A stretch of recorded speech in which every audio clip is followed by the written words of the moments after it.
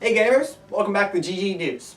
Sorry about the no news last week, but we have prepared this special for around a week. Today, we are doing a Sonic special episode in celebration of Sonic Forces coming out. Game of the day, obviously, is Sonic Forces, brand new Sonic game.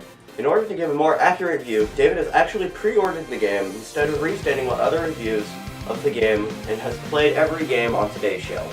This game was unveiled, albeit nameless, at Sonic's 25th anniversary party along with Sonic Mania. Sonic Team, the developers of the game, have taken a full 4 years since the last main title Sonic game. Obviously, Sega needed a good Sonic game to rival Super Mario Odyssey, announced at approximately the same time. There is one problem, however. We did not get a good Sonic game.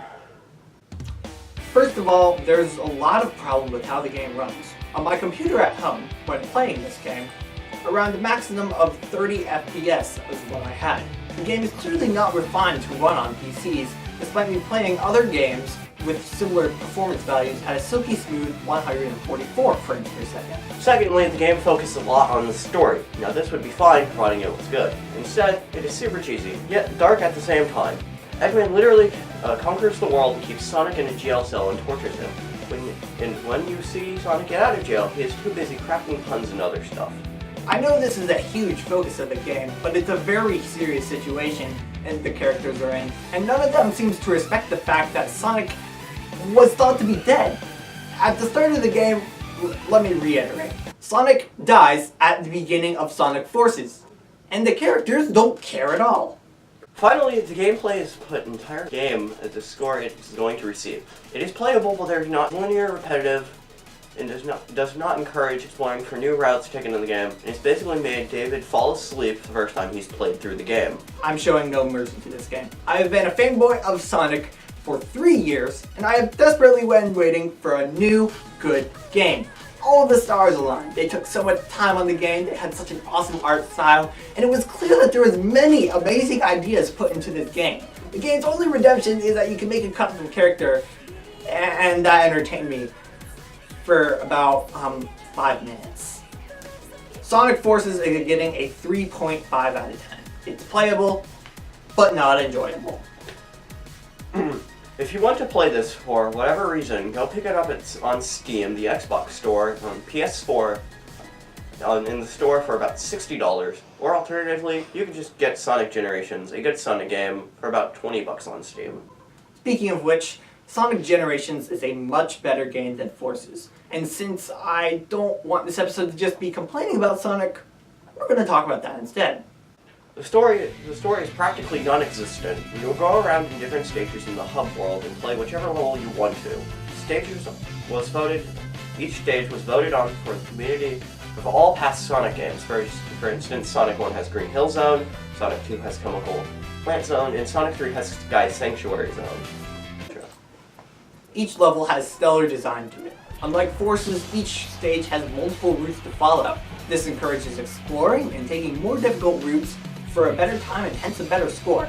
Not all of the levels look amazing, especially in 2011, but each level not only has a 3D Sonic stage, where you can play as modern Sonic, but also has a 2D stage. The 3D stages are more fun, but the 2D stages add a nice touch to the game.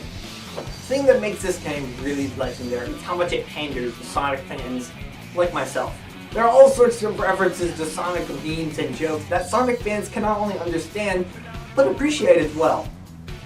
The only thing preventing this game from getting a perfect score is the final boss, which is the worst boss in all of Sonic history, not only due to the constant interruption from the Sonic characters, but also due to how insanely hard it is to figure out and beat. This game is earning an 8.5 out of 10. It's about $20 on Steam and it's one of the best Sonic games of all time. If you are at all interested in Sonic games, this game is what I recommend you try first. I said no spoilers on how amazing this game is. Just play it if you have the money. I assure you it will change your view on Sonic as a whole, even if you hated it at one point. Our final Sonic game is Sonic Mania. This game is similar to Sonic Generations, but it is made into a 2D pixel style.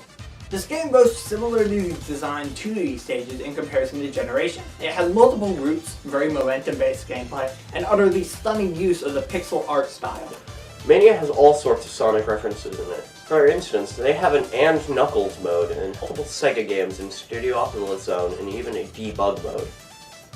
My personal favorite is the final zone, Titanic Monarch, and Metallic Madness. These stages have a lot of gimmicks, such as Sonic passing through under a shrink ray, and Sonic being launched up into the air very high by the springy things at the I bottom. don't want to give any spoilers to yourselves, so we just leave the game at this bad reputation for the likes of 06 and Boom. The variations of other Sonic games we just didn't follow up in its quality. So Sonic has made some really good games. But if you keep an open mind and an open heart, you might realize there's a lot of good in Sonic games.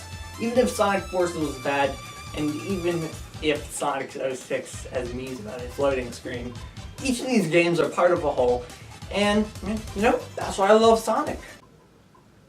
And that's it for a special GG News episode. He's Keep on- David, and I'm Donovan. Keep on gaming, Gators.